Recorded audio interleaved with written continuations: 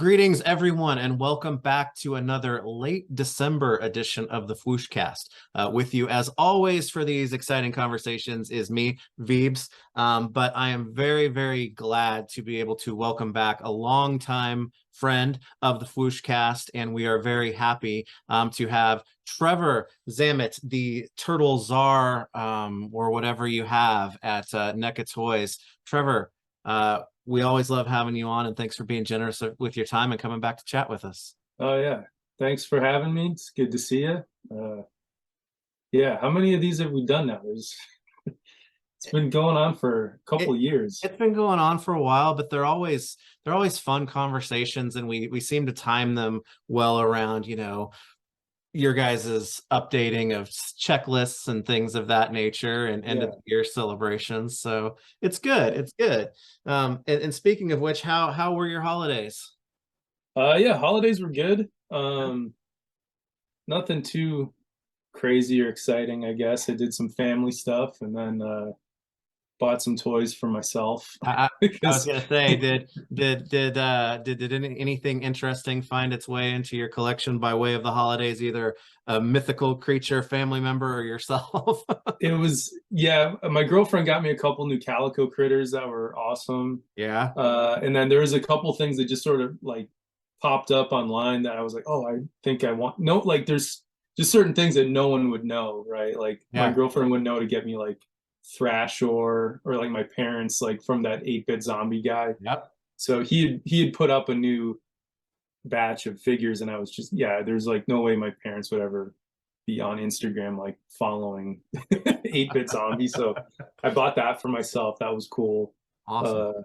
But yeah, how about you? Good holidays? Yeah, I did. I like you, I kind of treated myself to a little something. I finally added Scratch from the vintage line to Nice. yeah, my Ninja Turtle collection. And then my wife went crazy and got me the Ring Wraith and Charger from the old Knickerbocker Lord of the Rings line. So those were two giant grails that I checked off the list within 2 weeks of each other, and I kind of feel weird about it, but it's great.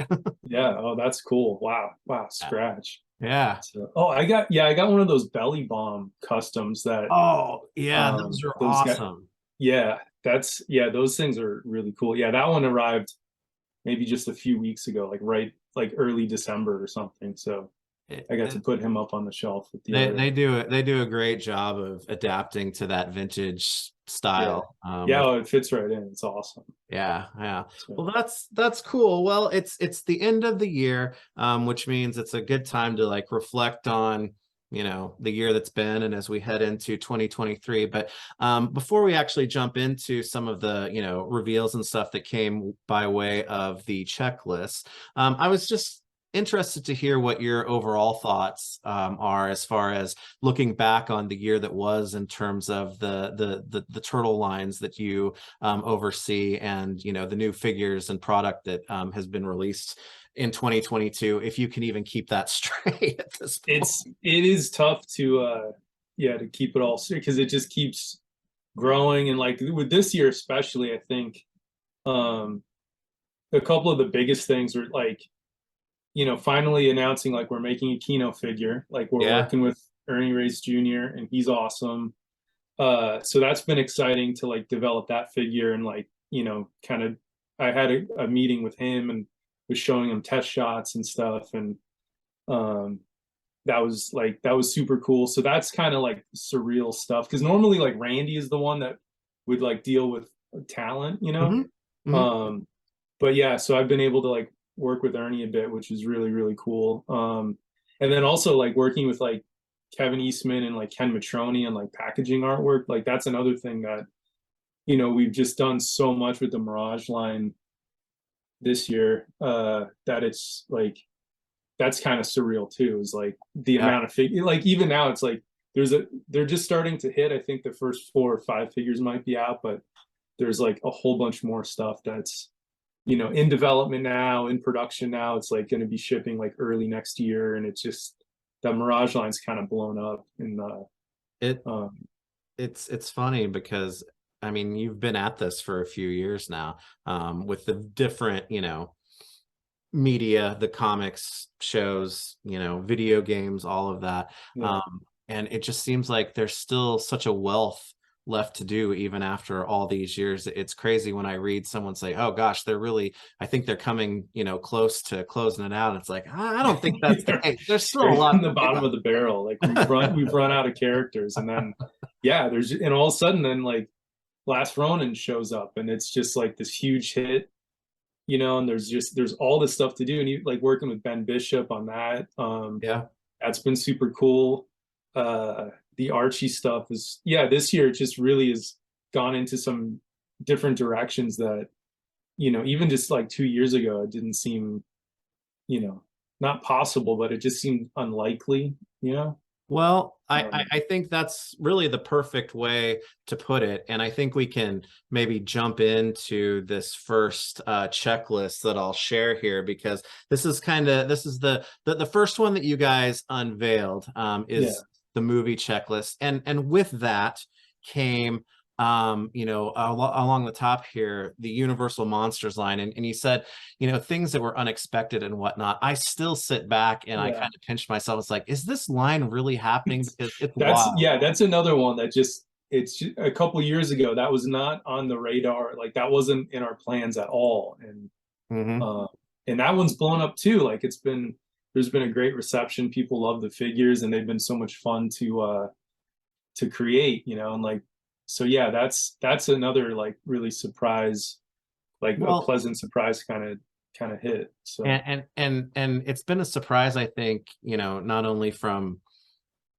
people kind of really taking to the cool combination of it, which shouldn't be a surprise because they're awesome, but also the way that you guys are approaching it, because I think people kind of got ahead of themselves thinking, oh, this is going to pattern itself off of things that have come before. But you've really taken the combinations of characters and mixed them up a little bit, but then also gotten them to a place where they make a lot of sense as far as that goes, because there wasn't really anything brand new shown off for this, but Donnie, as the Invisible Man, obviously he's getting close. And then what might be, I think, maybe my favorite, combination of two characters is Casey as the Phantom, because they go well together.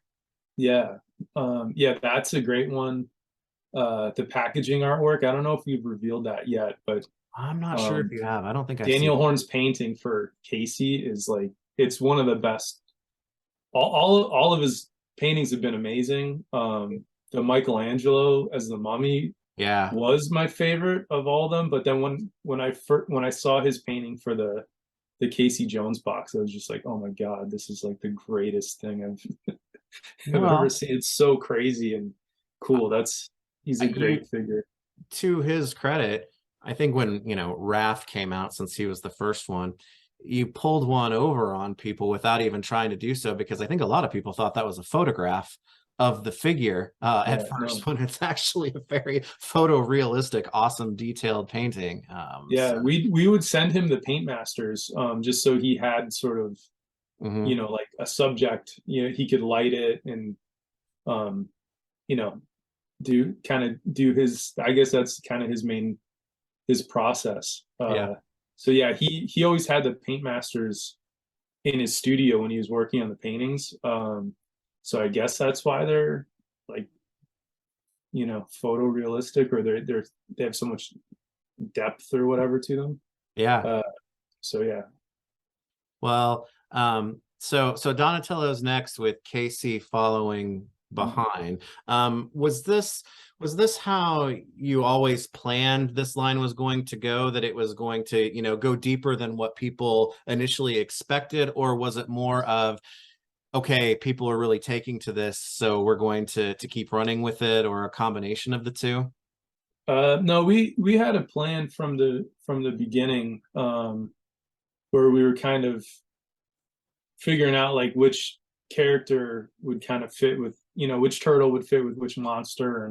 And we had a list of about 8 to 10 different mashups, I guess. So we had it kind of planned out from the beginning. There's like 1 or 2 things that might have shifted or adjusted. There's like some more figures like coming out that they were kind of we put them in the maybe pile. Mm-hmm. You know, if the line was like successful and we got to keep making more, then we sort of had like a second string of like, you know, more mashups and stuff. So yeah, I think at this point, how many we've got a few more in the works. There's a few more. Well, Yeah. and that begs the question, because I mean, these guys are all friends, right? So it stands to reason that maybe they need to find somebody that maybe they're not friends with. Yeah, there's got to be one or two sort of, Yeah, you know, maybe a big bad guy and a yeah. few Well, yeah, so there's a few, yeah.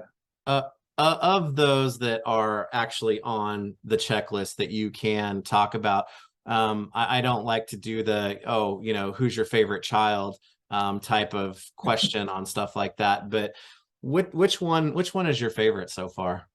Oh boy. It is really hard to pick a favorite.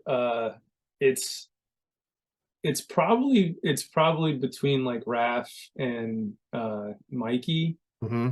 but like they're all great. Like the as far as like the monsters, like the Invisible Man is one of my favorite of like the Universal, like the classic. Like that's one of that movie is so awesome. Yeah. And I love that Donatello figure. Like he's got this invisible shell on his back, and there's like slices of pizza floating inside that you can. It's like it's such a fun toy, and like Yeah. he's got the hollow head that you can like see through the eye holes, and um, like that's he's a really great figure. Uh, you know, Michelangelo's The Mummy is so cool, and like doing that second like rotting puppet head is, you know, that was a lot of fun. It seems like a lot of people have really taken to Michelangelo, as far Yeah, as that one goes. Yeah. he's cool, and like the way like Jim Groman like designs these things, like doing those Ankh like nunchucks, or it was Hmm. just like a kind of a stroke of genius. Um, so yeah, they're all fun.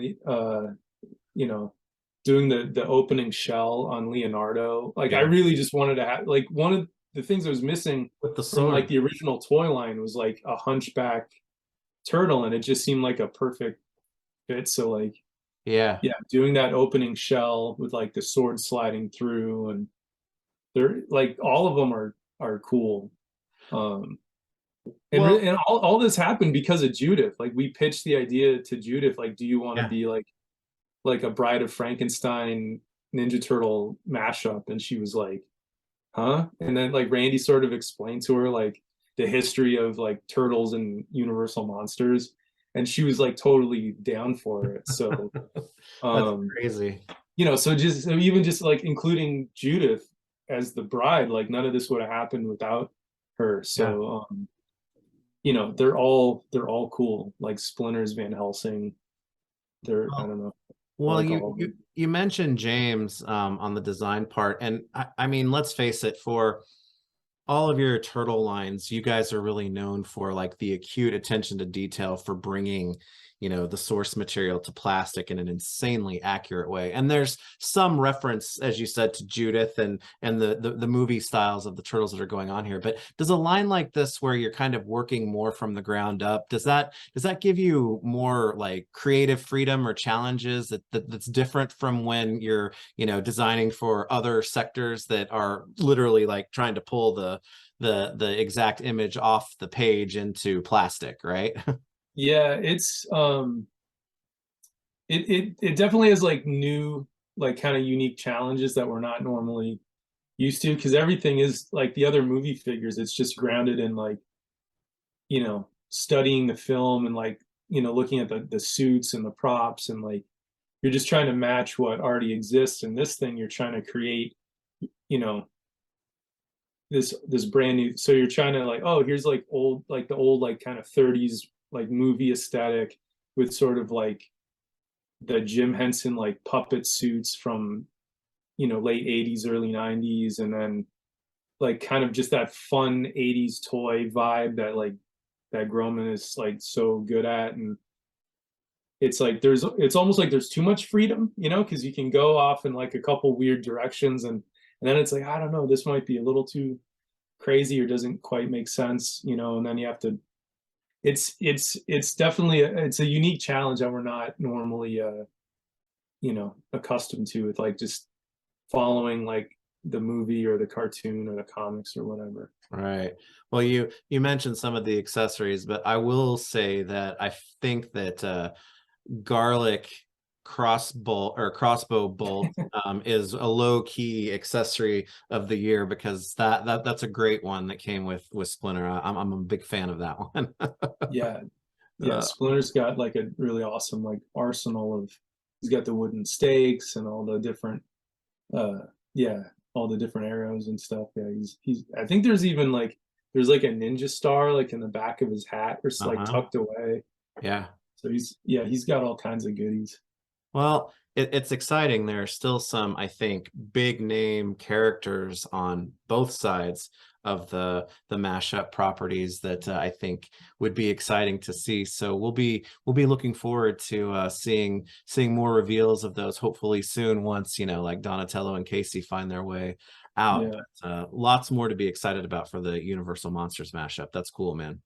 very cool. Oh, and yeah, Casey, real quick, Yeah. he's got the goalie, like the blocker, you know. Uh-huh. His accessories, he's got some cool accessories, and we made sure that like those hockey gloves are compatible with like the regular movie Casey, so you can like Really?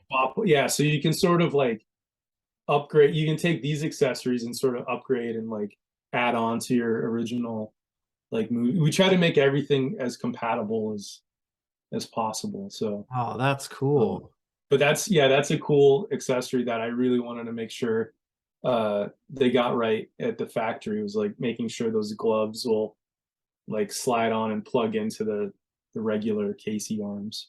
That's awesome. Well, So bonus accessory use is always a yeah, good thing. So, well, that's cool. That's cool. Thanks for pointing that out yeah, to us sure. while we're talking through this. But shared on this page, obviously, are the movie turtles themselves, and it's been a big year for the Secret of the Ooze. I think the last turtle offering that I got for 2022 is the Secret of the Ooze VHS set, which I noticed you guys spared no expense with getting some pretty cool dudes to put some quotes on the back of that Yeah, box. But you know, that was nice to go hand in hand with I think what's the biggest reveal of the movie figures themselves, and that is Kino is making his long, awaited debut in the movie yeah, line. And it's not just him, it's with his awesome pizza delivery scooter. yeah.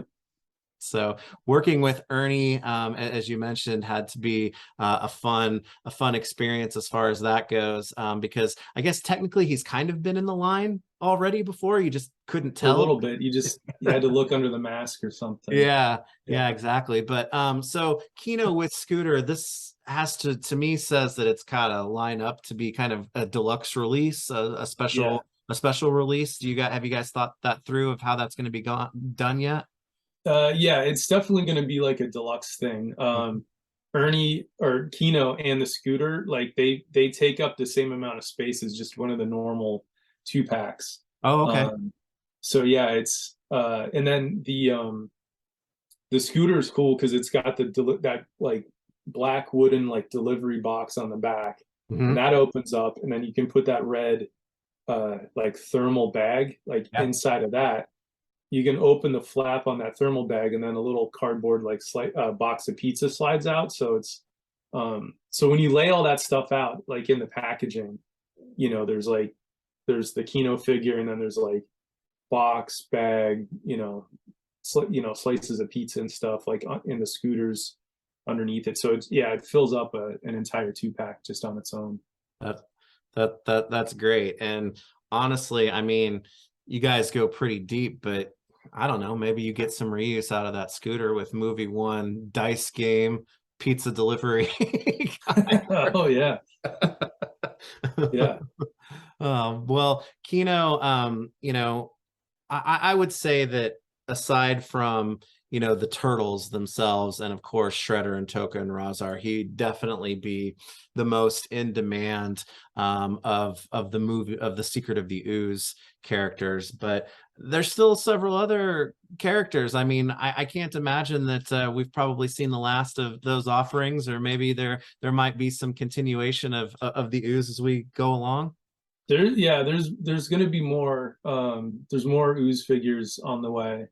Yeah. So I'll just leave it at that. Yeah, well, that's cool. Well, so there will be more ooze figures, yes, but Yeah. obviously when you know, work through so much from the first movie as you have done, and now the second movie is getting its due as far as that goes, the obvious next step that people are already chatting about and curious about, is that there is a third part of this kind of these three movies together. And while to be kind, I can't say that it was probably the best movie, but man, I don't know, Samurai Turtles would be pretty freaking awesome in this style.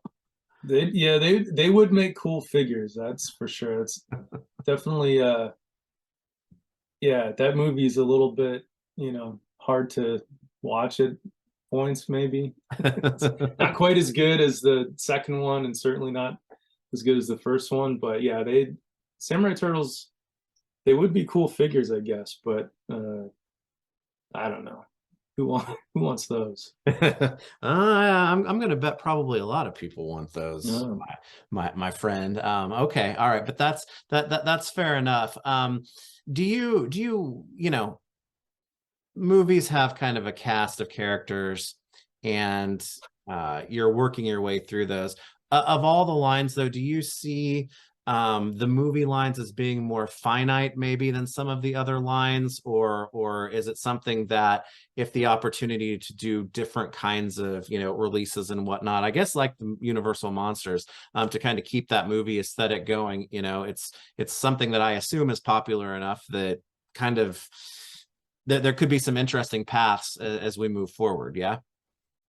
Yeah, the movies are definitely a little more finite because you just at a certain point, you know, it's hard to make a lot of these characters without, you know, getting the likeness rights from actors, and it's yeah, it's kind of then you know, at a certain point, it's just how many, you know, how many characters can we do, and how many foot soldiers can you? Those are easy to do because it's just, Yeah. you know, people in masks and stuff. So it's how many foot soldiers can we put out, and yeah, I don't know. So yeah, there's definitely probably more of like a um we may run out of characters to do from the movies at a certain point, whereas, you know, the cartoon and the comics and stuff, it's just like it's not infinite, but it's certainly like there's Yeah. more avenues, like, you know. Well, in that vein, and simply because I think I would probably get roasted again if I don't ask about it, there is a certain character that, you know, likeness has been a struggle with. Any update or news at all whatsoever as far as Tatsu goes at this point? Well, oh, Tatsu, yeah, that's still like kind of my number one figure that I want to make. But yeah, there's really not much to report Okay. at this point. So I had to ask because I mean, yeah, of honestly, course. yeah, because unless we're getting into Chief Stearns territory, which, you know, I'm Well, probably that guy. Um, the left side of this is really feeling, you know, pretty darn complete in terms of characters go. So he's kind of the last one hanging out there. So yeah, Chief Stearns would be great, and like Sam Rockwell's character, he would be awesome. But yeah, I don't know if we'll, regular you know, and menthols. yeah, I don't know if we'll get to any of that stuff. So All right, all right. Well, cool stuff coming. Kino, obviously, and I assume you guys will be making more detailed announcements about like his release and whatnot oh before yeah. too long. Hmm. That he'll definitely be cool to add to the shelf, as I said, you know, right next to the new Secret of the Used Turtles, which I did want to talk about that really quickly, just because I had it as like I guess because I'm dumb, I just assume that for the most part, the base bodies on these guys would be the same as the movie one guys, and articulation and stuff has updated and changed up a little bit on these, huh? It's yeah, they're not identical. There's some shared parts from the first movie, and then there's some new stuff. And then yeah, there's upgrades, and the deco is a little bit different. So yeah, uh we tried to upgrade them where it made sense, Mm-hmm. just so it wasn't like a complete reuse, you know. Yeah. Yeah. Yeah. Well, the expressiveness of all of the heads, the ones that are included in the set and those that are in the accessory pack, is really something else. And I didn't think that I'd be so jazzed about getting an old payphone in a accessory set too. But I think that's going to get a lot of use in photographs and things like that. Yeah, I'm a big sucker for those kind of just ordinary, like everyday, not that a payphone's like an everyday object anymore, but Not just like anymore. that, all that kind of stuff, just like that just sort of like fills in like the background of like a diorama. Like it's because where else do you find a payphone at like 112 scale or 110 scale or any, it's like, Yeah. so I love being able to sort of like come up with a line list of, and it's in the first movie, there's the payphone like in the sewer Mm-hmm. layer where Mikey's ordering pizza, and the second one there Donnie's like walking around with it. So it's kind of like you can recreate those scenes Yeah. with this thing. So yeah, Brody sculpted that payphone, and I was like sending him all this reference of like old grimy like New York Yeah. payphones, and we even put a hole in the back of it so you could put a little nail or something and hang it on the wall. Yeah. I Try to use make it one of all those user friendly and stuff. Yeah. Um, Well, yeah, and you're right. It's grimy and dirty the way God intended it. So that's just yeah. that's just okay. So yeah, the accessory set is cool.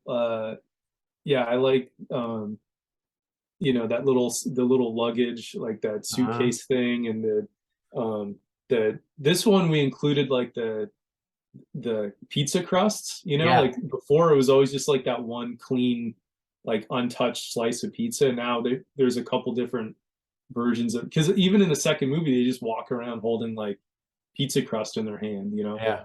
And so yeah, even that stuff we try to like match it to what you see in the movie, and like those there's tons of junk food, like the sodas and the bags of chips and the chocolate, Cups. the Yeah. candy bar and all that stuff. So yeah, a bowl of popcorn. Yeah. It's Well, all, you know, and this is a compliment to the piece included in the set rather than bringing down the actual full-blown Toka figure. But man, the little pre-mutation Toka is, I think, every bit as imposing as the action figure itself. He's mean. yeah, Paul Looking. Harding sculpted that one, and we had they're scary looking, man. We Yeah. were watching all these like YouTube videos on like snapping turtles, and they're so gnarly looking. Like they're just like these awesome, like these dinosaurs. They just look like monsters or something. Yeah. So yeah, so Paul sculpted that thing. It's really awesome. Well, yeah, very much looking forward to seeing what's next for the movie line, both in figure releases and accessory sets, because there's certainly no there's no challenge in terms of like finding new pieces for that. But I want to move to the next checklist that you guys kind of unveiled in conjunction with the third one. And really, it's what 2022 was for me. The most exciting is, the return of the Mirage lines and the starting of, the Archie lines and the Last Ronin. And some of these Mirage figures we got a chance to see at San Diego, but some of them are brand new. And I don't know, all the Mirage figures I think that you guys had scheduled for this year came out, and somehow you guys kept your factory times in line. And so that really opens the door nicely for things which I assume are going to be coming sooner than later, with things like the Shredder clones, Zog, the Turtles themselves, and Splinter, and then a couple of new guys that you guys threw in here as well. Yeah.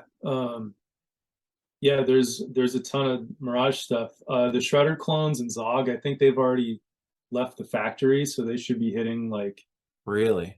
yeah, they should be out like first quarter. It's sometime. So they're next on. So Shredder clones and Zog are the next two then. Those are, yeah, I think those are definitely the next two. Now I can't imagine Zog fitting into like the same size packaging as like Casey Jones, right? That it's a little bigger. Yeah, he's one of those. I call them like the nightstand figures where it's like you keep one on the nightstand in case somebody breaks into your house or something. Pummel him Yeah. with it. But I remember seeing him obviously for the first time in San Diego, and he's just a massive chunk, and I can't Yeah. wait for him. Yeah. You could leave them like under the windowsill, or like, so if someone comes through the window and they just step down on Zog, it's like in Home Alone with the Christmas ornaments. Yeah, Yeah, Zog turned out really awesome. He's big. He's I can't imagine we're gonna do anything that's much bigger than him, Mhm. you know. Maybe there's one or two other characters, but yeah, I think Zog is kind of pushing the limits of like what we probably what we'll do for like a single kind of deluxe figure. Yeah. He's awesome. He's got an articulated jaw.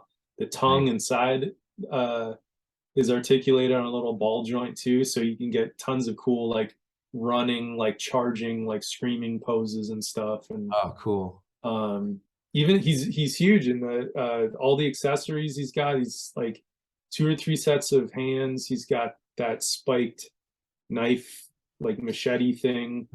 The grenades on his chest strap, like those all slide off. They're removable. You can put them in the hand. Cool.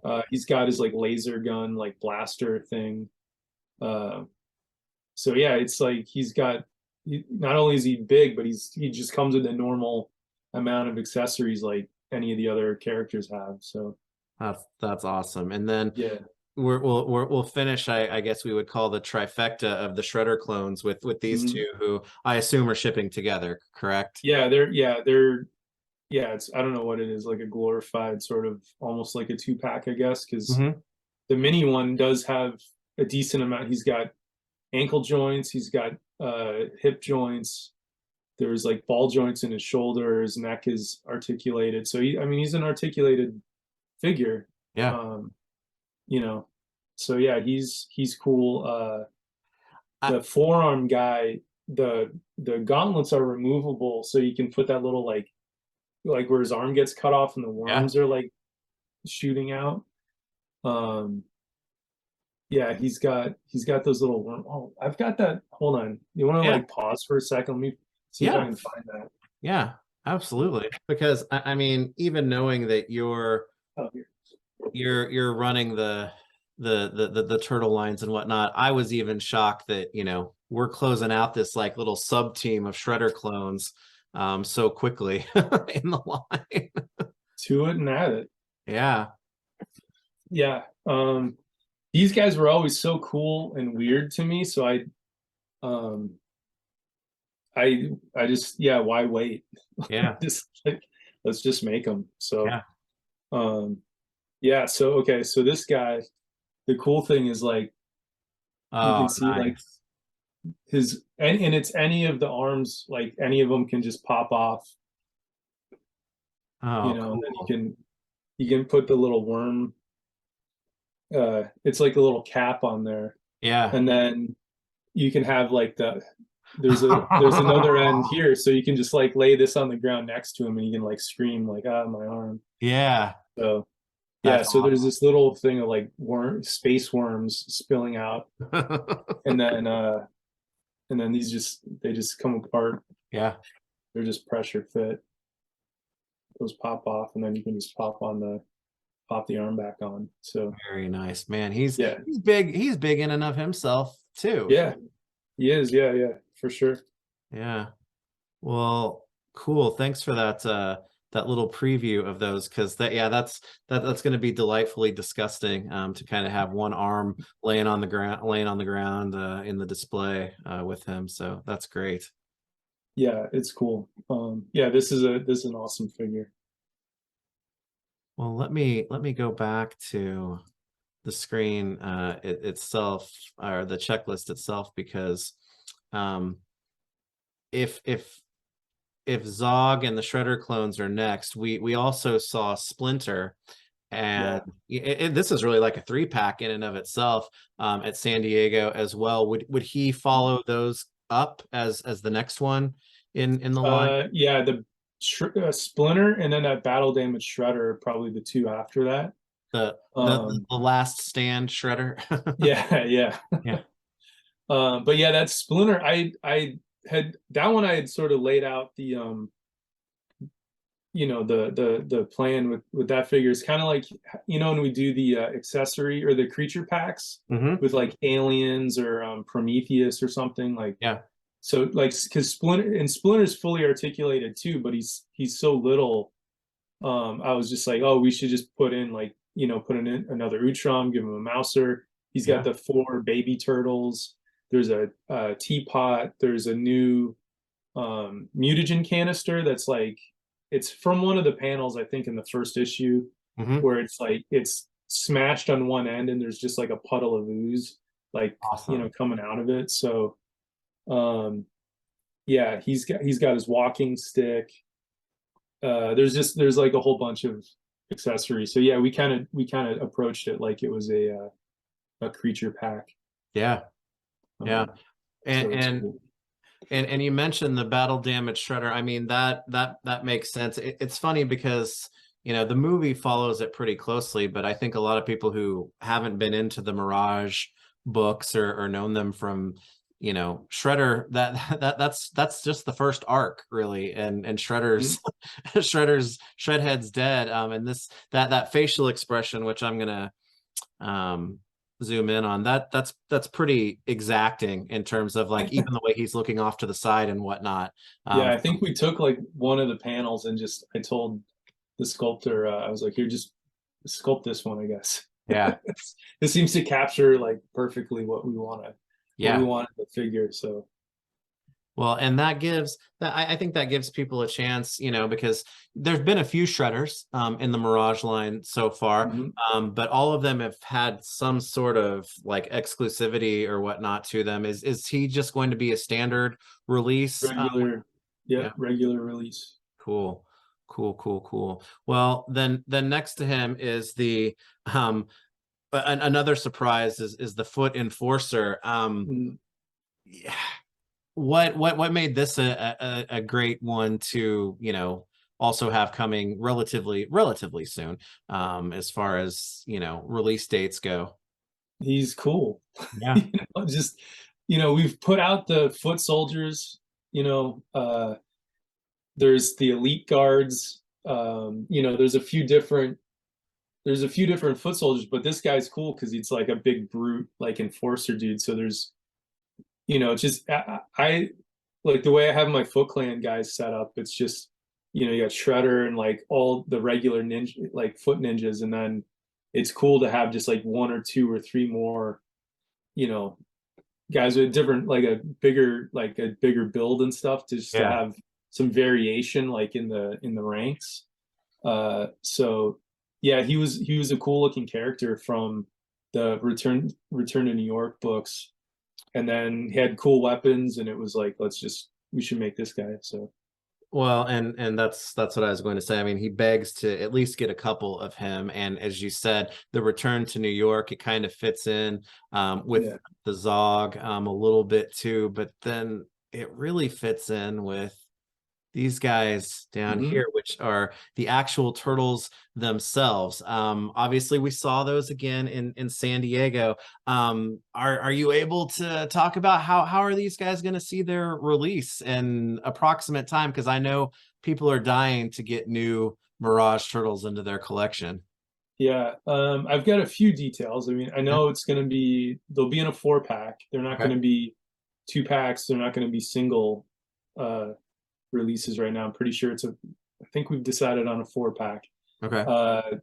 You know, they're in kind of production, like early production stages now at the factory. So the rest of the details, I like with how they're going to be released, I don't know. I don't think they're going to be an exclusive to anywhere, but don't quote me on that. Yeah. You know, but yeah, they'll be they'll come together in a set, and they should be out next year sometime. Okay. Well, okay. So I won't dig much deeper into that, except I've got to ask, just because, you know, we've talked about Return to New York and Zog's in here too. Raph, he's got to come with his hood, right, man? He's oh, got to.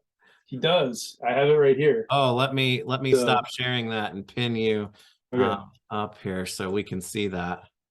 Yeah, he's got his hood. This is a cool thing. So yeah, Awesome. he's got his hood. The hood's removable.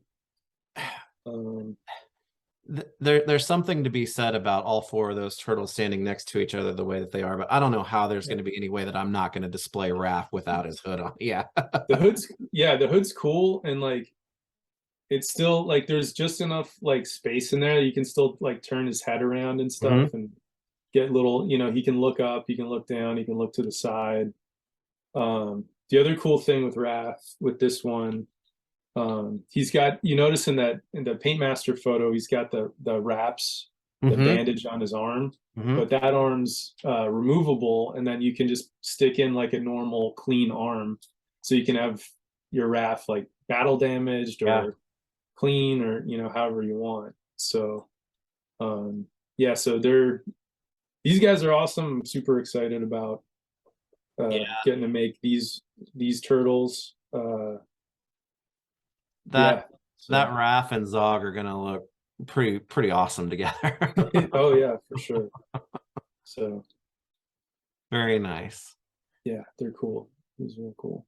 Cool. Well, you know, we had 4 figures that were released. Well, a few more with the the signature editions that came out. But it looks like the pace might be picked up just a little bit more as far as, you know, the amount of things that you're shooting for to get out for the Mirage line in 23. Is that fair to say? Yeah, I guess so. I mean, I just want to keep making these figures and work with Kevin to, you know, get all the artwork done for the boxes. So yeah, we just have this list of, oh, this guy would be cool.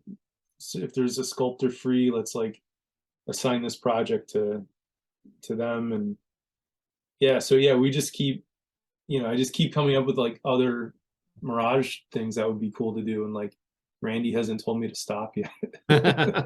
Well, there are lots of characters, and there are lots of versions of characters. I mean, yes, that shows with Battle Damage Shredder and some of the things here, but you know, the Turtles had several different style, you know, iterations, you know, in the Mirage run. So I think that's something that people, you know, if they came into Mirage at a certain time, or when they did, they automatically kind of, you know, found themselves drawn to a specific artist. I mean, I think there's a lot of potential there for Turtles of all different artist styles, because I mean, the first set was pretty clear as to what those are, and you know, this new set is pretty clear as well. But you know, there's just several other artists and you know, storylines and whatnot that I think offer a lot of potential for a line that, you know, I'm just glad to have back at this point. It started so humbly, got everything kicked off, and now it's really back with a vengeance. Yeah, there's still lots more to do for sure. Wow.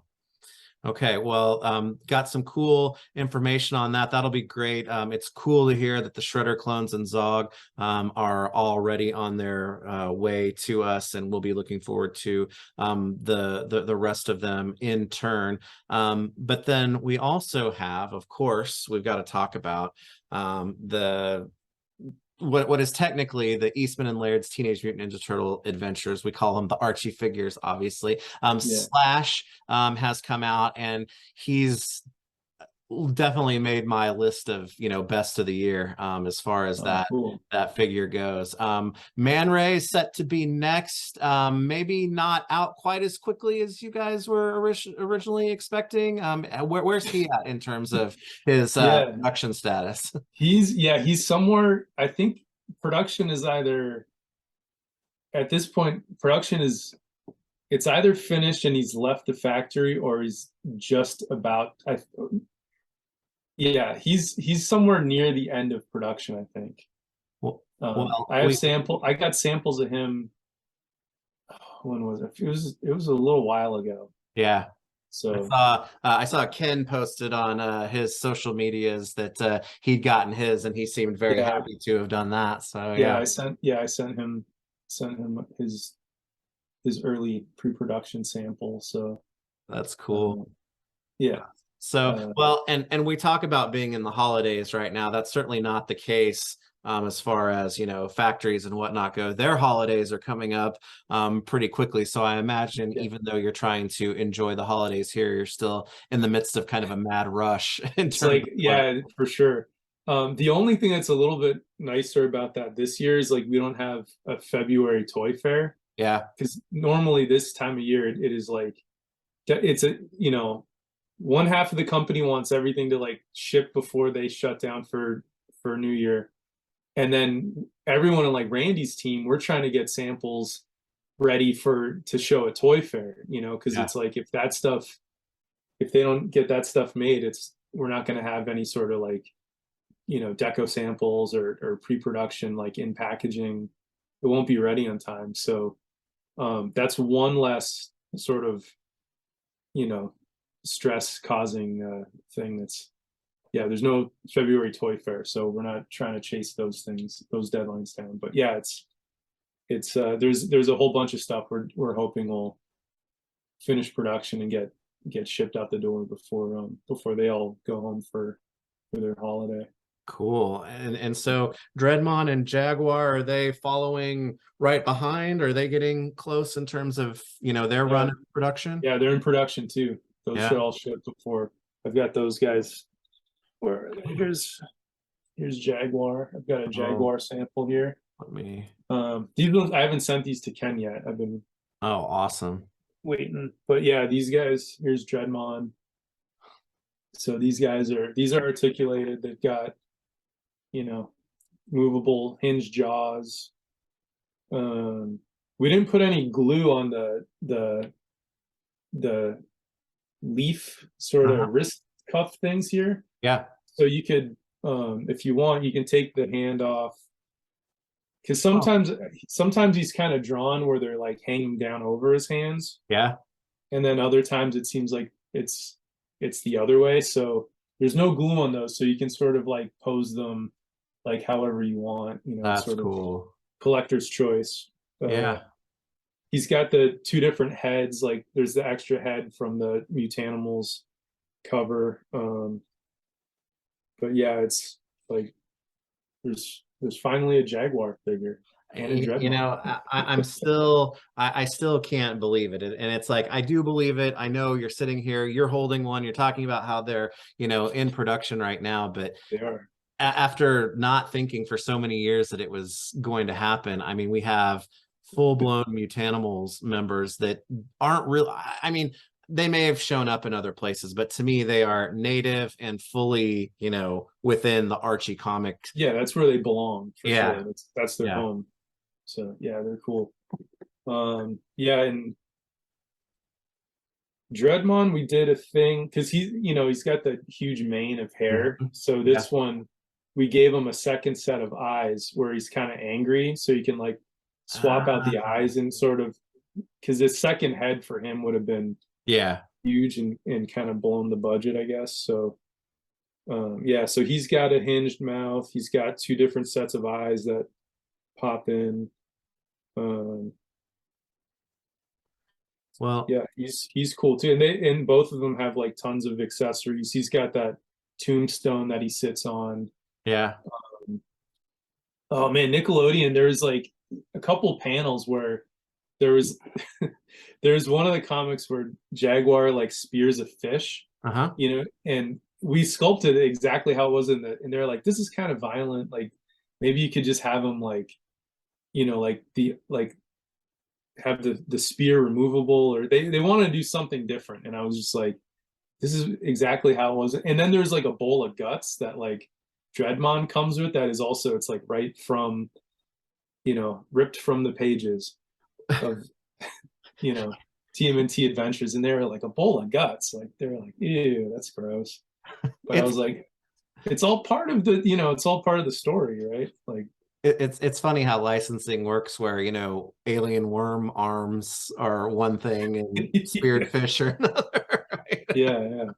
Well, they didn't have a problem with any of the worm arms or like any of that stuff. But yeah, they were like, speared fish, I don't know. And then bowl of guts. They're like, what is in this bowl? And I was like, nothing. Like, it's just it's candy. It's a bowl of candy. Trick-or-treaters are coming by.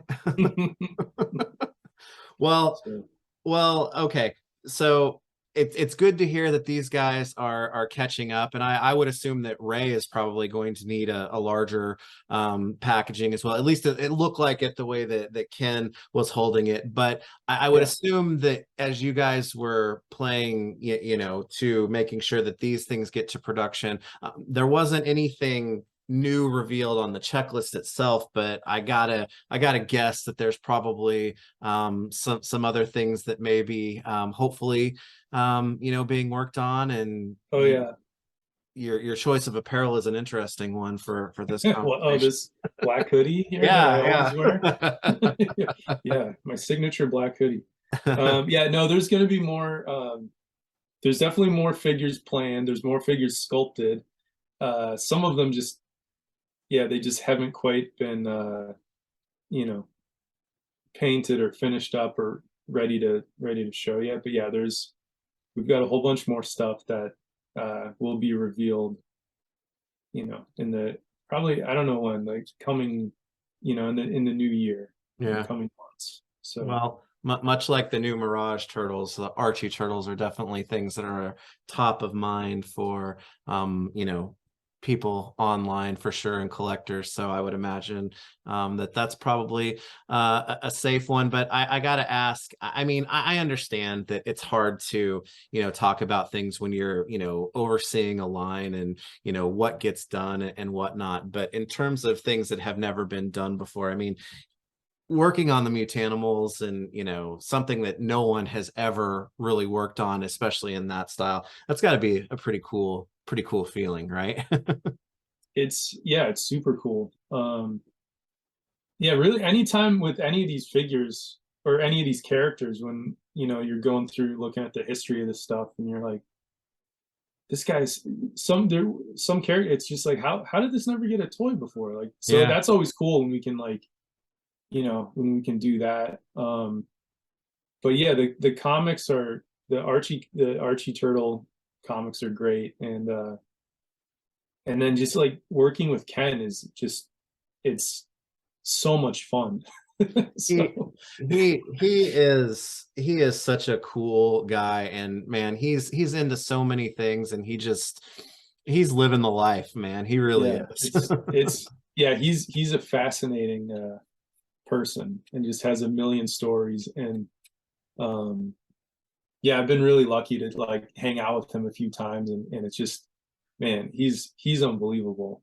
So cool. So we're working on this stuff, and you just sort of like email or text Ken, sometimes, how do you draw the shell on this character? Or like when we were doing Man Ray, sometimes he's got like I think we put him like, he's got like a fin going down the center of his back, and then like sometimes he doesn't, so there's always questions about like, is one way right? Is one way, how, so I'll send him like weird questions in the middle of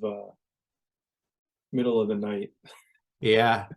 So, and then he's doing the drawings for these characters, and then how did you guys sculpt this? Like, this character of like, he's like, I guess sometimes I drew him with eyelashes, and sometimes I didn't, and there's always What, You know, what's so the we're always figure? going back and forth with like trying to get everything sort of synced up. It's, I don't know, it's fun. That's that that's awesome. I can't wait to see more Yeah, of the Archie stuff as with Man all Ray. things, obviously. But oh, well, shoot, I just did that at the wrong time. Let me Oh, stop that so you can show him off a little bit. but yeah, no, here's Man Ray. So yeah, he's in a slightly, it's the same size box that the Shredder clones are going in. So it's Uh-huh. just those wings are just, they're so wide. Yeah. So there's no way, even if it was, I don't think they're removable. I think we decided to glue them in there. Yeah. But yeah, even if they were removable, they wouldn't have fit. He's kind of too big for the normal box. Well, and Slash is like I said, he's a really cool figure, but that Man Ray, especially looking at it, it's like that is Ken coming into plastic 100%. Yeah. The lines and styles, the expression, everything is very much Ken. Um, yeah, it's a super cool. I think so, Paul sculpted Slash, and then these other three, Tony Cipriano's Hmm. sculpted them. And yeah, he's really good at getting um these crazy like Ken uh expressions and gestures and stuff. Tony's like he used to do like a lot of animation maquettes and stuff for Yeah. Disney and Universal and stuff. So this is right up his alley. So yeah, they're Yeah. cool. Very cool. Very cool. Well, then finally, I will say in the comic checklist, we've come to the bottom right hand corner where I think this was another one that maybe a little bit like the Universal Monsters, people just kind of took for granted that, oh, you're making a Last Ronin figure. Um, and then now this is turning itself into a full-blown line, and it's really something to see actually all four turtles now with the debut of Donatello and Mm. Splinter on here. This is shaping up to be quite something, and it's another comic line, but it couldn't be any more different than the other two are from each other, right? Correct. Mhm. It's this one kind of we knew like the Ronin figure was real cool, Mhm. and we assumed it would do well. But yeah, there's like the book has been so popular, it was just like let's go.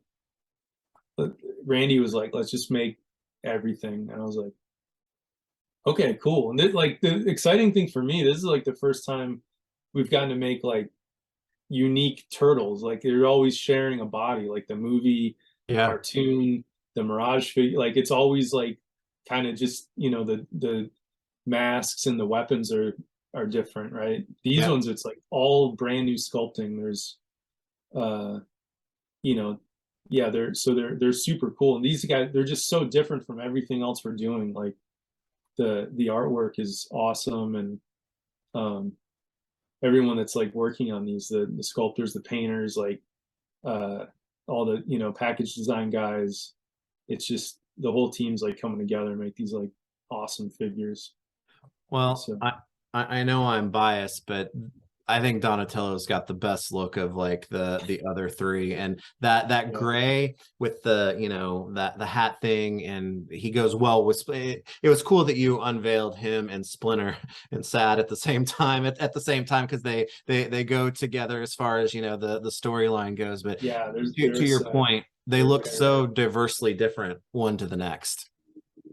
Yeah, yeah, they're awesome. So most of these guys, I think we have test shots of just about all of these guys now, and they're just so cool. The Leonardo turned out great. He's got that big sort of like scarf, like hood shawl thing, whatever it is, but you can get him like his head sort of tucked down, and he's real.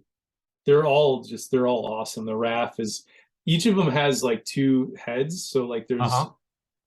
like Raph has this really intense, like angry, screaming head. So you can just put them in these really like dynamic poses and stuff. And um, they've all got like little throwing stars and like knives and all kinds of cool like ninja weapons and everything. Raph size like tuck in like on the back of his shell armor. Hmm. They're they're really, really great.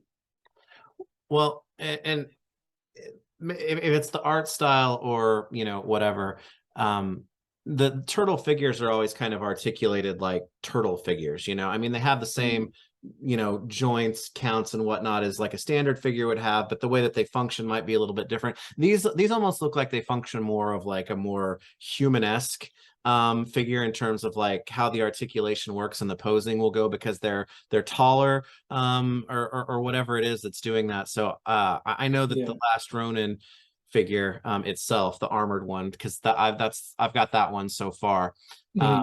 It poses I don't want to say a lot better. It poses more dynamically than I would have expected. Yeah. Yeah, we tried to just load them up so you could get them in all those crazy poses, and you can put them on like a flight stand or something, so it looks like they're jumping. I had a couple pictures of the test shot. Like I'll send, whenever I get like samples in, I'll send like Ben Bishop or Kevin, I'll send them pictures, and there's one of, I had a Ronin like kind of punching out like the patrol bots like in midair, and then I have they're like, you can just do tons of cool stuff with that. The articulation's really, really great on them. So that's awesome. And we'd seen this patrol bot before, but we hadn't seen the elite one yet, had we? Have you shown him that this was a debut? He might have been at New York Comic Con. I think I had both of them up on the top row, like on the top of the building.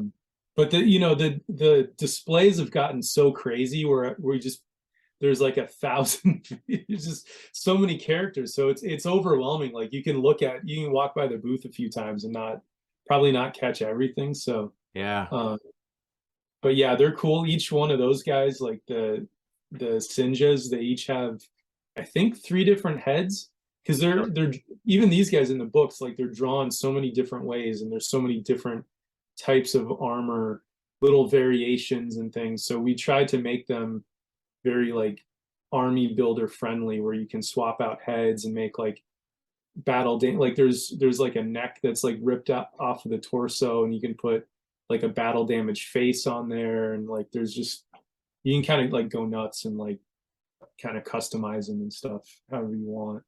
Awesome. Awesome. And then Splinter, of course, as I said, he and Donatello kind of standing next to each other make me happy and sad all at the same time. Because as you get into the storytelling of the Last Ronin, all the major characters are really there. So it's cool to see you guys fleshing that out with characters like, Splinter and the Sinjas.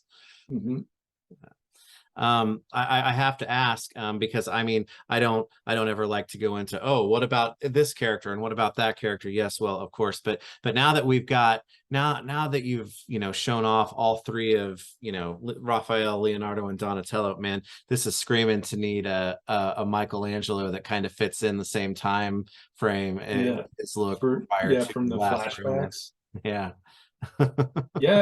Probably. We probably do one. That's just a very unique, it would be a very unique group of all 4 of them that you can, even though maybe the story is not fully told there, have, you could flesh out stories in your own mind with them in those garbs before, everything went to hell. Yeah, for sure. Well, cool. So Last Ronin is going to continue. Do you now, like I said, I have gotten the armored one. I've got the unarmored on order. I haven't gotten him yet. Who's next? Is it the Sinja? Oh, good question. I think Leo might be next. Is he? Okay. And then the blue Sinja. Raph was supposed to be the second one, but I think Leo actually shot ahead in the production schedule. And those guys, I think also, they've all left the factory. Like it's, a lot of the stuff we're trying to hit like a couple figures each quarter, like just constantly have 1 or 2 new things out. So yeah, I think it's like Leo, then the Sinja, Patrol Bot, Raph, and then so on and so forth. So, yeah. Awesome. That's it's going to be much like Mirage and Archie. It sounds like the first first and second quarter of 2023 is going to be a lot of really cool stuff for Last Ronin. And so comic stuff all around. And now, are these going to continue to be lines that are readily available at the smaller, well, I don't want to say smaller stores, but like the comic stores and the online stores as you guys Yeah, have? as far as I know, this stuff you can get it anywhere. You can get it online. You can get it like, you know, I've seen Ronin figures, I think at Target now. I think they're everywhere. So Yeah. yeah, as far as I know, they're not exclusive to any one retailer. Well, cool. Yeah. Cool. Well, this is quite the checklist when you think about, you know, from the very earliest part of Teenage Mutant Ninja Turtles to really what is the most current, the latest part of TMNT. This covers a lot in a lot of different styles and a lot of different characters. So I'm just going to reiterate again that the comic lines, whatever, it's really exciting, and I'm glad to have them back and running, you know, full bore like they are now. Yeah, it's amazing how, and there's the different styles of comics, like you said, like the Mirage stuff is so unique from the Archie stuff and from, you know, Ronin. It's all, you know, yeah, it's all really, really cool. Yeah. No. Okay. Well, then let's turn the page then to what we normally you know, kind of finish off with, just because Yeah. it is by far the, you know, most expansive you know, turtle subline that you've gotten to, or that you guys have been working on, and that's the animated line. There are a few new reveals in this, but also some updates to some characters, I think, that, you know, you had shown off at various shows throughout the year, because it looks like things are getting close for guys like Rex One, maybe even the gang. Oh man, the gang members. I still can't believe it on them. But Yeah. you know, let's talk through that. I think that, what was it, Toka and Razar were really the last set to come out. Do you know what's up next in the schedule as far as that goes? Yeah, for stuff that's been released, there's, oh boy, who do we have? There's Chakahachi and Lotus. Uh-huh. There's the Mighty Hog and Rhino Man. Yep. Um, those were the two packs I think we had announced at San Diego. Those have all shipped. Oh, and then Dirk Savage and Mona Lisa. Yeah. Those are the three that I think that we had announced in San Diego. Yeah, those ones are going to be out, like, I don't know, probably very soon, Okay. I would think. And then shortly after that, the gang members, the accessory set, Rex Well, One. you mentioned the accessory set, and I know we kind of talked about that a little bit before, because, you know, you've shown off the baby turtles and Big Mac at San Diego, but those kind of those are what, the anchors of the animated accessory set, is that right? Yeah, those are yeah, for sure. They're the anchors. Those are the figures that are in there, and then around that is, yeah, a bunch of just oddball, like, cool, weird accessories and stuff. Yeah. Yeah, there's what else? What all goes in there? There's a TV. We made this TV and VCR set, which is super cool. This comes in the accessory set. So the Yeah. TV, so the TV's cool. Like, the VCR can pop off, because they don't always have the VCR. Sometimes it's just like the TV with the antenna, so you can have Right. that. The top of this comes off, and then you can, like, drop in. There's, I think, about 6 different cards, maybe, so you can have, like, different things on the TV. Seriously.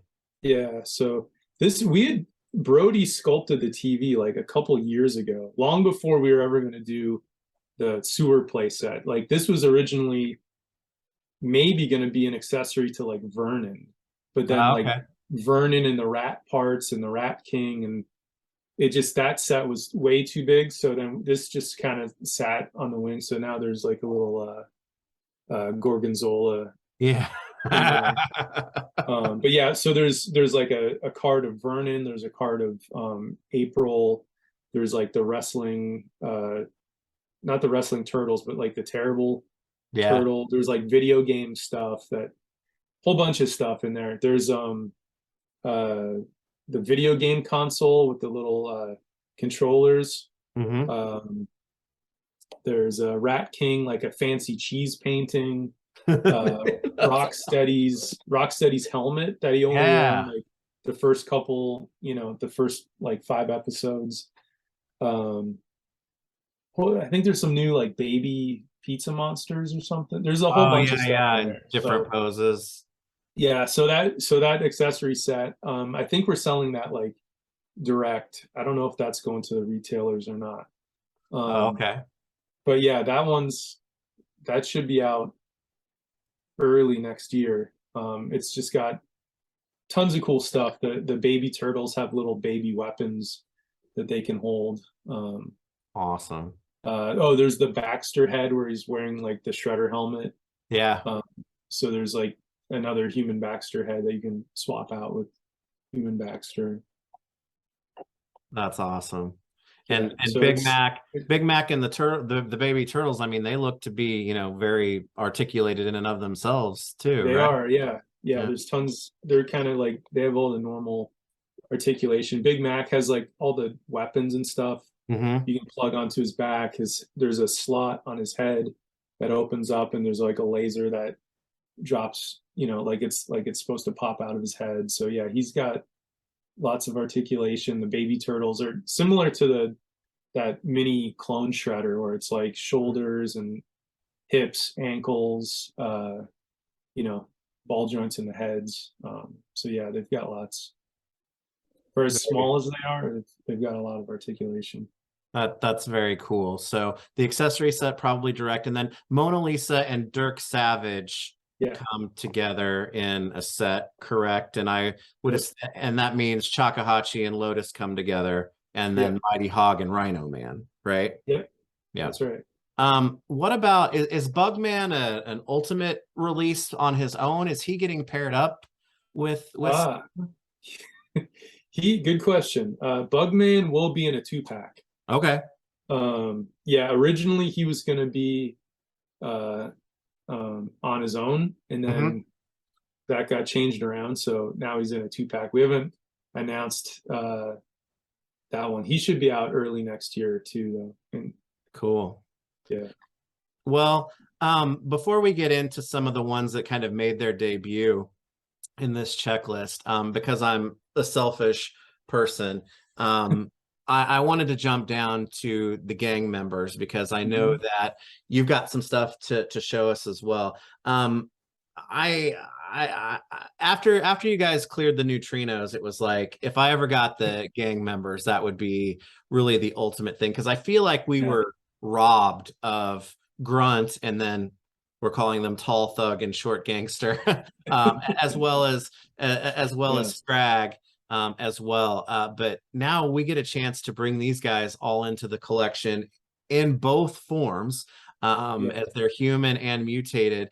And I seriously can't believe it. This to me is really exciting because I feel like I'm gonna have like the full gang together the way that it really should have been. yeah, for sure. No, yeah, you're probably right. After the neutrinos, there was really these guys were the next obvious like kind of must have for any Ninja Turtle like super fan. It Yeah. was yeah, there's the gang members, and then um yeah, but it was trying to figure out how to get all of them human and mutated forms. Like how do we balance all this out in the 2-packs? So yeah, they're it worked out kind of good. Like Jersey Red doesn't mutate, so she didn't have any extra parts except for a few hands. Because like Grunt is like it's a Yeah. full Let me. torso with like there's so here's Grunt in Yeah. his lizard form. But yeah, it's like from the waist up, it's like it's an entire new figure. Like the hands are different. They have like little claws and stuff on them. Yeah. You know, so that's almost like a whole figure on his own. So Grunt and Jersey Red go together, and then the tall and the short guy also kind of, you know, he's got you know, a full set of like mutant arms and a full set of like human arms. He's got like a giant head. So all these parts are interchangeable. So that's, you know, that's another like, you know, hands, forearm, upper arm, Yeah. a lot of parts. And then for the tall guy, we ended up giving him even like an extra sort of like mutated arm, because he's like this weird blobby sort of elephant mole kind of I know. I've read that he's thing. supposed to be a shrew or something like that, but he doesn't look Yeah, like it's any shrew I've ever I seen. know. And so yeah, Eric that sculpted it was convinced that he was supposed to be like maybe some kind of like elephant man Yeah. person, you know, so which kind of makes sense. But yeah, he's got like this cool like meat hook, Oh, and nice. we gave him like this, you know, this sort of the forearms kind of blown out at the wrist, and then he's got this big blobby sort of like monstery hand and stuff. But yeah, these guys are awesome. It's all new tooling. There's no shared parts on these guys. It's all 100% new stuff from top to bottom. Um, but yeah, they're awesome. So they've got all their mutated parts, all their human part, everything's all together in like in two packs. So So they're kind of up after like the Dirk Savage Mona Lisa round, but yeah, it seems like, you know, what you're showing off is that final production. Are they like the others? Are they getting these close? guys are like first deco, because you can see there's like a little black disc Oh on the yeah, yeah. wrist. So like the ones I have are always like kind of the first deco samples. So these are kind of like right before they go into production. But yeah, they're all in production now, so they should be out early next year. Yeah, that's But, like I said, from a selfish standpoint, it's like I really wanted that whole gang to take on the Turtles when I was a kid. it never And happened. it's gonna happen now. That's awesome. Yeah, I know. Even if some of them need code names because of, you know, obvious reasons. For obvious reasons. Yeah. Yeah, I don't know why we couldn't call them Dopey and Dumbo. Yeah, I can't imagine. Okay, well, as I said, I'm very, very excited about those guys to seriously, and I'm of course I bought two of the previous Loot Crate series so I could have Scrag in both of Oh his yeah, look. you do So both. yeah, Good so for I'm going to you. be doing that here because with these as well, because it's like you can't not have them in their human form because of that first season, you know, Yeah, first episode. But then I want to be able to have them, you know, mutated and, you know, actually made use of, because what the hell did Shredder ever do to those guys? I don't know. we may never know. I've Yeah. always wondered. You just see him in that rotting in that jail cell, and then Yeah. Yeah. It's really unfortunate. the Technodrome's a big place. It is crazy because Technodrome's a big place. There's that one, like the way Baxter gets mutated into the Fly, Krang is just like, I have no need for you, and they Yeah. haul him off into some incinerator. Like Yeah. he only sort of accidentally became mutated, you know, like It's their Krang wing was just to the gonna fly. completely discard him. So like, yeah, whatever happened to those guys? Like, did they actually get incinerated, or like did they just hang out in another part of the Technodrome and they were forgotten Yeah. about? Yeah, you were mutated like Bebop and Rocksteady, and while they'll fight the turtles, you guys are like on the production line or something like that. Yeah, it's really, yeah, it makes you wonder like what the heck was. And then like there's that one episode of Shredder's mom, you Yeah, know, and you get to see a lot of different rooms in the Technodrome. They have that, there's a trash compactor like in A New Hope, and yeah. you know, Technodrome's a big place. So Filled with wild stuff. Well, so it seems like things are going to be moving as you noted, pretty quickly with several new sets, because Rhino Man and Mighty Hog are here, and then Chakahachi, that was one that it's like I can be somewhat surprised by the gang members just because it's like, oh, I can't believe it because these are the ones that I've been always been wanting. But Yeah. throwing Chakahachi in there, that's that's a one of those. So many of the characters were one-offs in the cartoon, but this was one even still I was like, man, I wasn't expecting to see him either. Yeah. There was a time when I wasn't either. So, Mhm. but there, you know, he's a cool ghost samurai. Yeah, So it just sort of, you know, I definitely wanted to make a Lotus figure. yeah, And then when you find out like she's sort of this reincarnation or like, you know, she's got like a ghost samurai husband or whatever. Um, I was just like, oh, that's an awesome figure. So yeah. um yeah, I was like, I don't know who else I would pair her with. So might as well make this guy. He's really cool. He's got like cool sort of Street Fighter flame effects. He's got like fireballs, and there's one that like wraps around his arm so he can sort of like shoot a fireball. There's one where he can like summon like a big ball of fire. That's And then awesome. this little one in his hand, he can just hold a little flame. So yeah, he's got lots of cool accessories. Um, yeah, so yeah, he's a cool figure. Uh, Lotus has her ninja mask head, so you can have her, um, you know, either full ninja or just with the unmasked version. She's got that crazy vacuum With the sniffing, nose.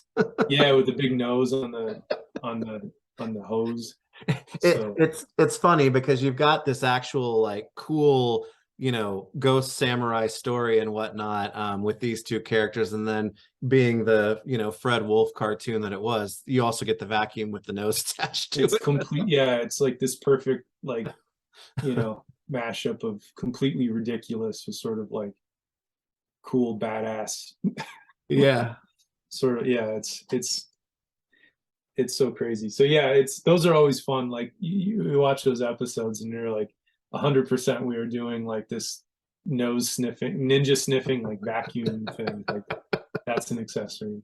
So Well, well, Bebop and Rocksteady get their turn in this is their third and fourth incarnation, I guess, if you count the robot versions as being them.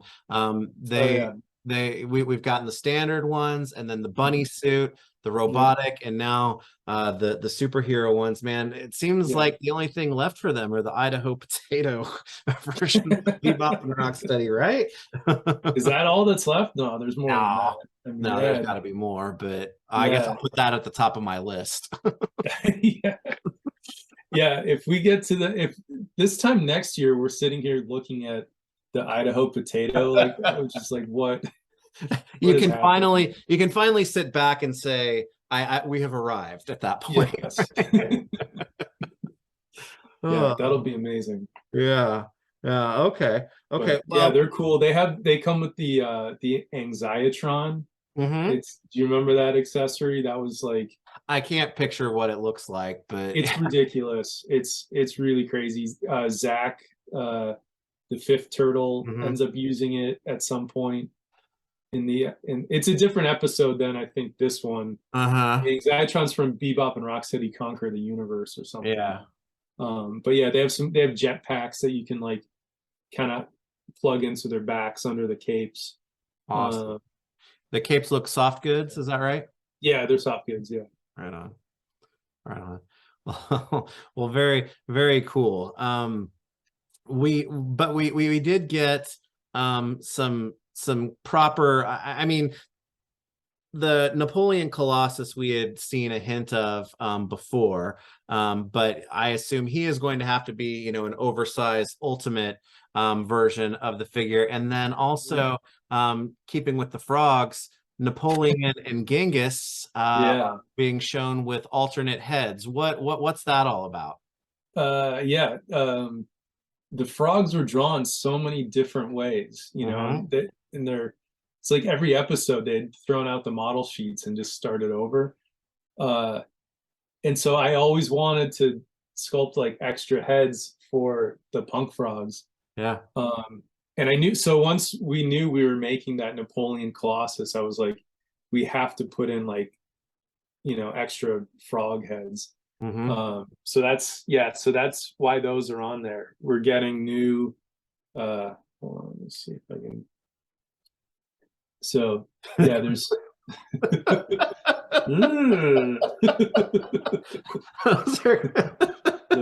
yeah, they're awesome. Like we're getting new frog heads that really this is just for me. Like I Yeah. just all of it. But yeah, I really wanted to make these guys. So Well, with the first yeah. releases, there are two different heads. So now you can have You all can have four four different frogs heads with now. different heads.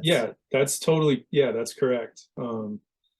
Yeah, which is awesome. So uh yeah, the more punk frog madness, the happier I am. And those will be included with Yeah, he's so Colossus. The Napoleon Colossus he has two heads too. Where did I put that other?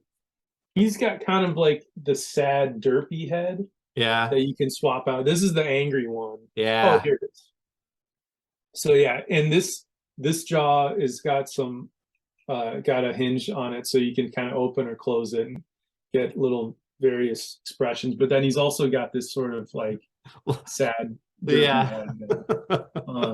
Because in the episode, the evil mutagen or whatever like wears off, and he sort of like stops going into the rage. Yeah. So yeah, so he's cool. He's gigantic. Is he the next ultimate up after what, Rex 1 then probably? He's the next one after Rex 1. Yeah, Rex should be out really any time now. I think that's done at the factory. That's shipped. So yeah, so Rex is up next. After Rex is Napoleon. Um, and yeah, he's cool. He's gigantic. So Well, yeah, that's another one. It's like I love the frogs, and I remember when I was like naive thinking, man, if we get all four of the punk frogs, that's going to really be something way back at the earliest part of the line. yeah. And now we're getting, Colossus version of Napoleon. So very, Well, very cool. thankfully, the frogs are identical, right? Yeah. Like, so if all we have to do is sculpt one, and then you can kind of just you can get all four easily. But yeah, I didn't think a couple years ago I was like, there's no way we're gonna be doing like the Colossus version where he's huge. So Yeah. yeah, it's really it's crazy where the line has gone. Well, and speaking of that, a couple of things on this that are very, very interesting are Oh the yes, Space Adventure Donatello and Space Adventure Usagi. And we'd gotten a yeah. peek at Usagi before. And while from a toy history standpoint, there's a little bit of, history there, but there was also a Fred Wolf cartoon of Usagi Goes to Space that was never There's like a pilot or picked something up, for right? yeah. Is this are these meant to be a nod to that, or is this more of a we're gonna kind of be playing in the expanded animated universe at this point? Yeah, no, Oh, these are more kind of like these are like sort of lost episodes, let's uh-huh. call them. It's sort of a expanded universe deal. So like Usagi, that space Usagi, it's like brand new design that we had developed with Stan Sakai. Um, we would just do some sketches and send stuff over to him, and he'd rework it, and you know, yeah. So it's a whole new thing. And then same with the Space Adventure Donatello. I try to find like there are a few episodes where like you see like Leonardo like in a spacesuit, and you do see them a couple times like they go into space for half a second or something, or they're on a Yeah. rocket ship, and but all the suits were like they were pretty boring, like they're just kind of like a plain jumpsuit or something. So we try to compile like all these different elements to sort of make like a more definitive Fred Wolf style spacesuit, Mm, like a turtle spacesuit yeah. specifically.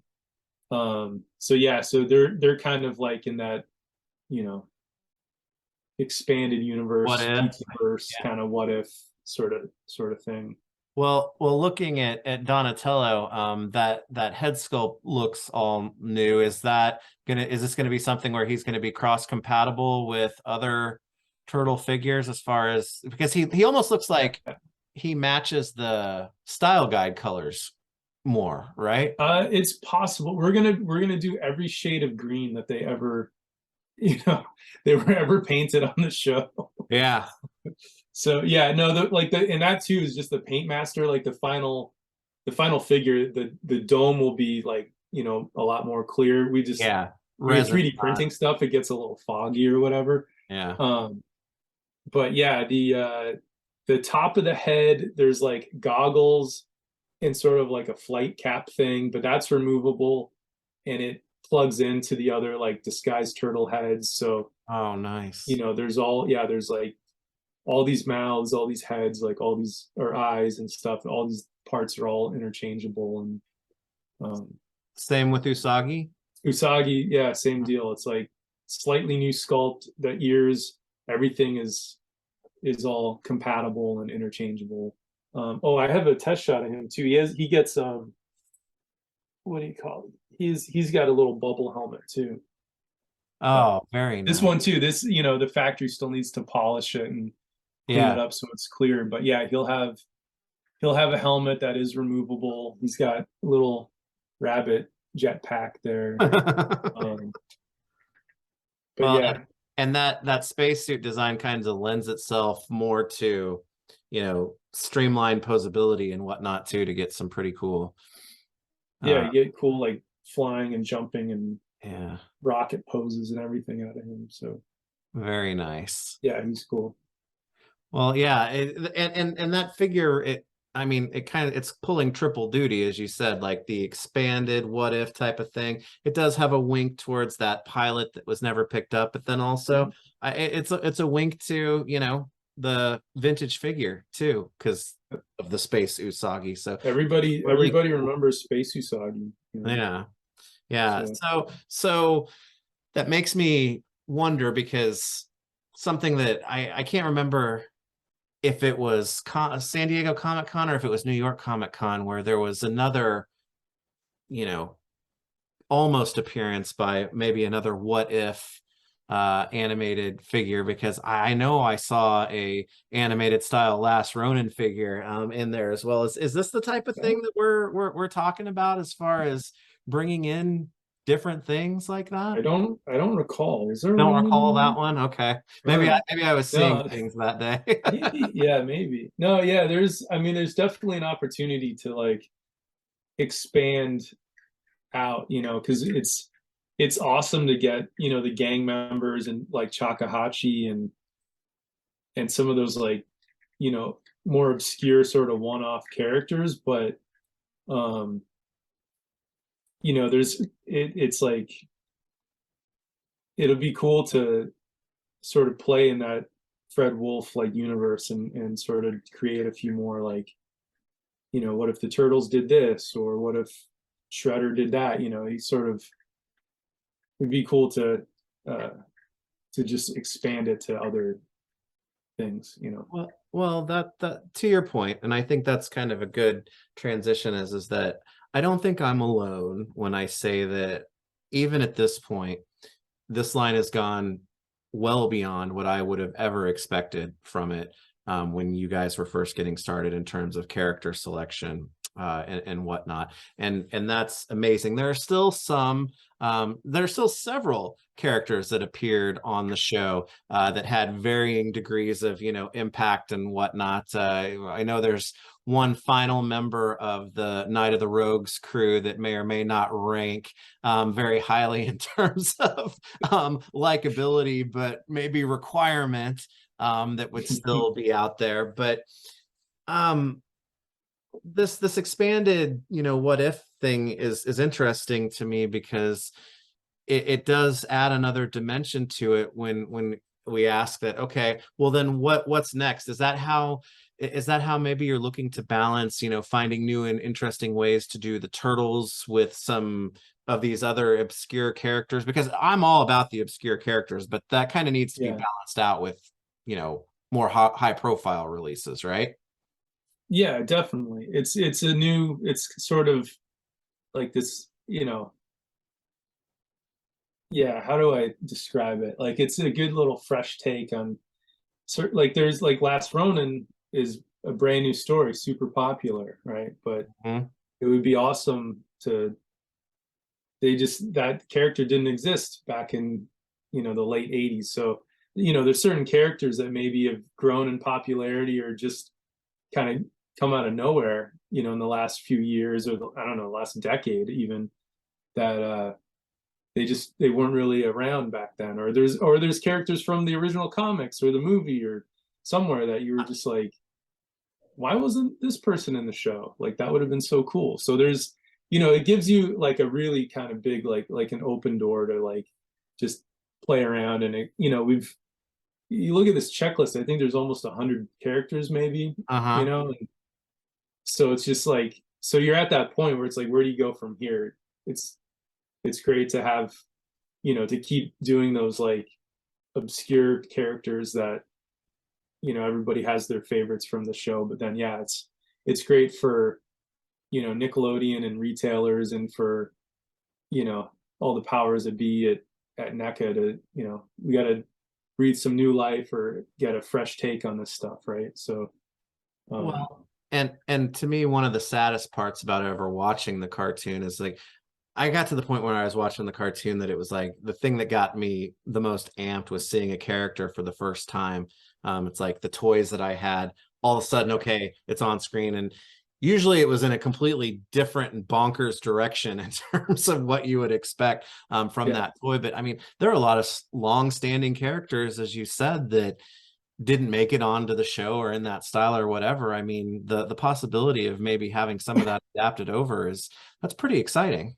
it's super cool, and it's like it's kind of, you can go in any direction with it. It's kind of endless. So yeah, it's something that you can play around with, and it's fun. It's kind of, we're taking the same approach with that as like, the Universal Monster mashups, where it's just Hmm. sort of getting to create a few new things. It's not going to take over the line, but it's fun Right. to like, here and there we can do kind of one or two sort of new new takes on old characters. So yeah, it's cool, and it's a way to keep it's hard to imagine just wanting to uh end the line, like Yeah. the cartoon line has been so popular. It's just like, I guess we've done everything now, let's just stop. Like that's, to Yeah, me but that seems crazy. So it's like, find new ways to just keep it going, and like, as long as people still want the figures and are buying them, as long as it still kind of resonates with people, it's like keep giving them like new stuff. well, and as we said, there are characters like we mentioned Tempestra and Tattoo or someone those guys were in the cartoon. But Mhm. I've all of a sudden really, now that the Turtles in Disguise set has kind of done its thing, man, the Turtles in the other disguise from that first season when they're hanging out outside Channel 6 with the sunglasses and stuff like Oh, that, like their like punk oh outfits. man, that Yeah, there's still a lot to be done, and I think people just yeah. really kind of need to sit back and look at it and say, yeah, there really is. There's seems to be no end to the disguises they wore. Hmm. There's the, like those weird construction outfits with the With the beards. beards. They were two different sailors, because they had in that one episode with Irma, they're all like in the white outfits, like they're like the Donald Duck sailor outfit, and then Yeah. but then there's the other ones where they're like, they have the pea coats and the little hats, like they look Yeah. like, you know, and then Shredder's like in a Gorton's fisherman outfit, and that there's, yeah, and then the puffy coats, like Yeah. they have like their winter like puffy coat. There's like, they wore a billion disguises on that show. Yeah. So Well, then, without tipping your hat or anything as far as that goes, as far as characters from the show or versions of characters from the show that are as yet undone, what's kind of like your if you're just playing Trevor as a fan, yeah. who do you want to see next? What do you want to see? Yeah, so at this point, it's like if we can make uh anything that like, goes back to the Foot Clan. Uh-huh. Like Shibano Sama is one of my favorite characters because he's just like a ghost. It's just like Chakahachi. He's like this ancient like ghost. Yeah. He's super cool. The Kojima brothers were characters that appeared, I think, a couple of times and mentioned several times, but like they're super cool looking. Yeah. So just as like a fan, it's like if we got to make like the Kojima brothers, it's just like, oh my God, like this at this point, it's just that would be so cool. Um, yeah, there's still a hand like there's that one guy in the Ground Chuck and Dirtbag episode, like that Captain Dread guy. Oh yeah. And it's just like he's awesome looking. And like Yeah. he's, that would just you look at that guy, you go, that would make an awesome toy. He had that sort of flaming lightsaber Uh-huh. sword thing, and but it's like what's the deal with that guy? He was in one Yeah. episode for a couple minutes and then gone. You never see him again. There's never any explanation. Nope. It's just like, what's the deal with that guy? Like maybe we should make a figure. Like I don't Well, know. Yeah, so there's still a handful of things that you know that I'd love to get to. So well, as you said, about 100 figures strong on a checklist, but in a way, it's like, oh, we're just really getting rolling now at this point. yeah, I know. It's like what the next I could there be another 100 figures? Could we get to 200? It's just Oh yeah. it Oh yeah. seems crazy. It just I don't know. Well, and I like finishing with the animation because there is so many possibilities as far as that goes. But I wanted to check in too because you mentioned it before when you mentioned the sewer play set or Oh play yeah. sets. What's going on with those right now? Yeah, those are at the factory. Any day now we should be getting like our first samples, and they're not really dragging their feet per se. It's just I think, you know, they're really big and there's a lot of parts and it's Hmm. it's always some of those bigger projects, they just take longer than expected, and you keep emailing for updates. Oh yeah, we're working on it, so um yeah, I'm thinking in the next few weeks we should have like, you know, more information, like an announcement, maybe, I don't know, like definitely in the next couple weeks there should be more on the sewer play Awesome. sets and Awesome. What about the van? yeah, van too. Yeah. All that stuff. It's at the factory. It's being made. We should be getting samples of the van. Hopefully any day now. That one too. I'm very excited to, Yeah. finally see that because that thing. We've been working on that for a long time. So, yeah. So that would be good. Oh, cool, cool, cool. Well, since we're asking about things that we didn't see, one checklist that didn't come about, even though you had unveiled some possibilities for the future, is that what's kind of the status of the video game stuff at this point? Is that Yeah. kind of on hold right now, or? It's a little bit like on hold. I think it's sort of fresh in people's minds again because everyone's like getting their Armagons now. Hmm. Hmm. So yeah, it's not the video game line's not dead. I think there's even like uh there's some reorders for like Turtles in Time figures happening. Like there might be some restocks on some of that stuff. So yeah, it's not dead. It's just sort of like we shifted focus like really into the comic book figures. Uh you know, but yeah, there's still a handful of video game characters that I'd like to do at some point. It's just finding a place for them in the schedule, like where they kind of fit in. Um, so Well, yeah, and I think that speaks too, because you hear people online say, "Oh, well, you're doing comics. What about more IDW?" Or the 2003 cartoon was really awesome too. It's like those things there's are all very cool, but there's yeah, only so much bandwidth, right? Right now. I mean that's it. Yeah, for sure. We're definitely kind of pushing the limits of that now with just the amount of stuff we've got. So yeah, there's 40 years coming up on 40 years of Turtles Yeah. stuff, that and they really in between each each era, there was only a little bit of a gap between like, you know, the original cartoon and then like 2003. It's just every couple years the Turtles had a new thing coming out, you know, new movies, new comics. So it's just it hasn't stopped in 30 or 40 years. So yeah, hopefully we'll get to all of it. Hopefully we'll just, you know, we'll get to do a little bit of everything. But yeah, right now we're just really focused on like the cartoon, the comics have taken like a ton of my focus. You know, there's still movie stuff to do.